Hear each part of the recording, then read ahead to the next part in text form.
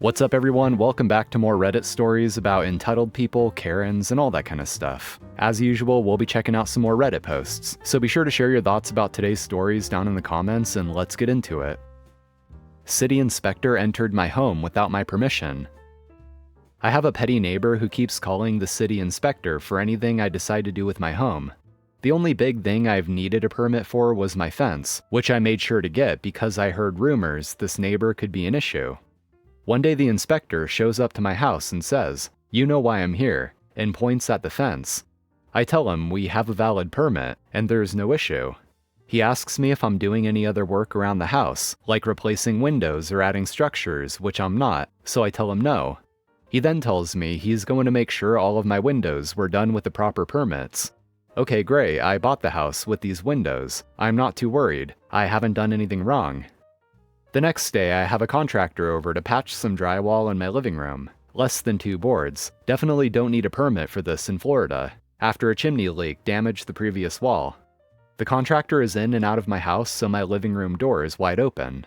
The same city inspector shows up, and without my knowledge or consent, he enters my living room and begins taking pictures of the inside of my home and questioning my contractor. Out of pure luck, I caught him from my office window heading back to his car, and I flagged him down before he could leave. This is where it gets tricky in my opinion. While the drywall repair itself was a small isolated area, I wanted my contractor to skim coat the whole room to ensure there is a smooth texture that matches all around and there are no seams. The inspector is convinced that I'm not only replacing all of my drywall, he's accusing me of trying to build a multi-family dwelling and slapped me with an unsafe structure violation. He cited that one of my bathroom windows in the back still has a manufacturer's sticker. Therefore, I must be trying to divide up my house. He mentioned that the home has a history of unpermitted work and that I need to get an inspection of the interior to identify any and all areas that need to be changed. I've only had this home for a year. I've checked all the permits for big stuff like electrical and plumbing. Everything came out clear. I definitely don't want this man coming into my home and finding reasons for additional violations that have nothing to do with my leak repair, but he seems so convinced that I'm trying to do a ton of illegal work. What can I do? I just want to use my stinking living room for Christmas. Leaving a former friend and her early teen child on the side of the road because she refused to parent the child at all. Hey everyone, this happened last week. My former friend, 39 female, has a 14-year-old child. Father not in the picture ever. I helped take care of this kid. Babysitting, buying baby/age-appropriate things. This kid has always been hyperactive, and I told my former friend that needed to be checked out. She always brushed me off. Even the schools recommended that she take child to get evaluated, and she shuts that down really quickly. What happened last week? I was driving them to a restaurant so we could sit down and catch up. I'm on the highway and this kid unbuckles their seatbelt and covers my eyes while I'm driving. Of course, I freak out, but my former friend finds it hilarious. So I pull over and tell them both to get out in the darkest tone I've ever spoken in. They both got out and I drove home. When she called to apologize, I said that her kid was too much to handle, and if she didn't get them professional help that I wouldn't come around anymore. She called me crazy and that nothing was wrong with their child, that they were just being a kid. I think someone just cased our house. We keep our blinds closed and we forgot to turn on the porch light tonight. We were gone last month for 3 weeks, but my brother was house sitting. I also sold my truck, so we're down to 1 vehicle in our driveway. A man and woman, mid-40s, came to our door at about 6 p.m. and rang our doorbell. It gets dark here at 6 p.m. in the winter. I look out the window, didn't recognize them. I asked my wife to take the kids to another room and I answered the door hesitantly. This was probably a dumb choice as I did have a bad feeling about the interaction already. Our house has shifted during the winter and the screen door doesn't close. They had the screen door open, so I cautiously cracked the main door open a few inches. Given the situation, I don't think they could have forced an entry, but I still felt very defenseless. The woman began by saying she needed directions to McDonald's to go meet someone. Her voice was cracking, she was very clearly nervous, and this was very apparent to me. The man then spoke up, saying their phones are dead and they aren't familiar with the area, so we need directions. It's weird they went somewhere residential when there are gas stations and 24/7 businesses blocks away in every direction. I gave them directions and they left.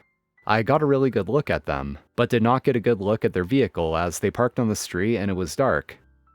I called the non-emergency police immediately after, as the situation was so weird and uncomfortable. I reported it and they sent an officer to the McDonald's. No one matching the description was there. They called me back asking for follow-up information, but I really couldn't give them anything new. I honestly just wasn't on my guard. I wish I could have given them more. They ended up patrolling the neighborhood for a while just to see if any couples were still going door to door, but I don't think they found anything. So that said, I'm pretty sure they were casing our house.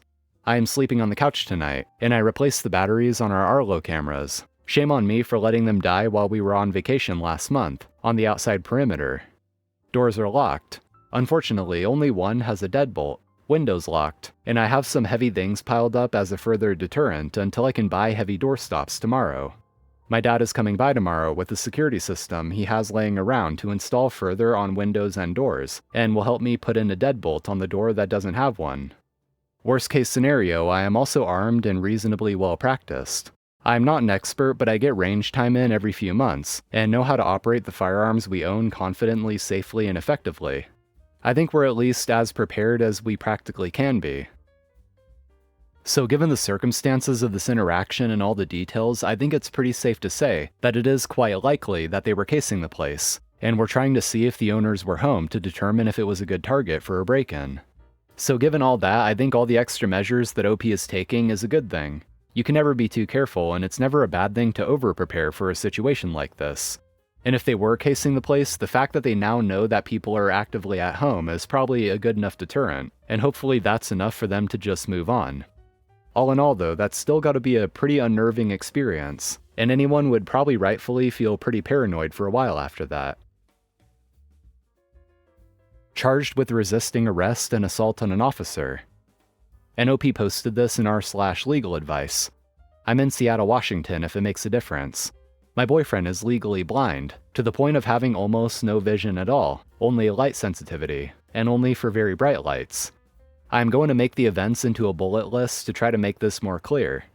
We are at a street fair, barely anyone shopping. A uniformed officer asks us if we can answer some questions for him. Probably important, he didn't say he's an officer. I just saw his uniform and badge.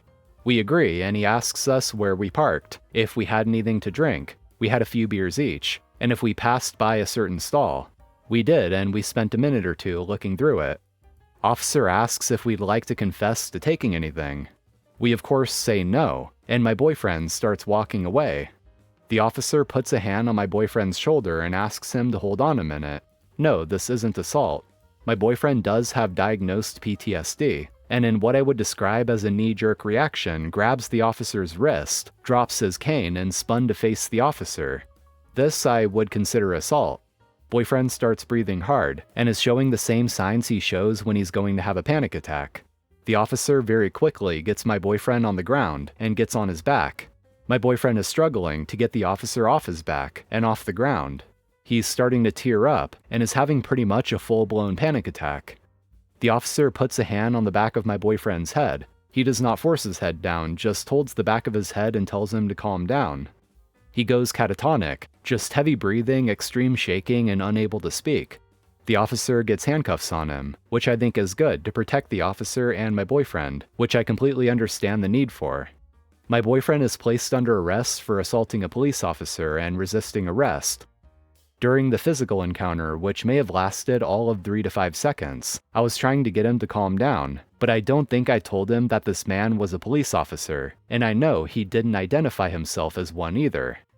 My question is, since my boyfriend had no way of knowing he was a police officer, his line of questioning was very informal, and he sounded like just a guy who was asking around for a shopkeeper friend about a shoplifting. Can my boyfriend really be charged with resisting arrest and assaulting an officer? For all he knew, this random guy was trying to stop him from leaving, and then throwing him to the ground. He was not pushed to the ground. The officer more so helped him down to the ground. It really looked quite painless. Neither one of us can afford a lawyer, so I think in the morning a public defender will be appointed to him. And a lot of the commenters are recommending that OP gets an actual attorney, and not just a public defender. It definitely is a pretty interesting situation. I mean, it's obviously awful and I feel bad for the guy that was arrested, but the circumstances is definitely interesting. Because I would imagine that most cops probably don't start interactions by verbally stating that they're a police officer, since it's usually easy for most people to assume so given their uniform and badge. However, that doesn't take into account that visually impaired people wouldn't be able to know that, and it's not always obvious that someone is visually impaired by just looking at them. So overall, I don't think that the officer handled the situation badly just working with the information he had. However, I do hope that OP is able to make a strong case out of this and get the charges dropped, because that's just very unfortunate. And I think it was very understandable that OP had the reaction he did when the cop laid his hand on him, especially considering that he allegedly has diagnosed PTSD. And just looking into this kind of situation a bit more, there's some news stories about a blind man named Marco Zepeda that was in a very similar situation to this, reacting physically to someone getting physical with him, but the person was an officer that didn't say they were, so he got arrested. But TLDR, no charges stuck.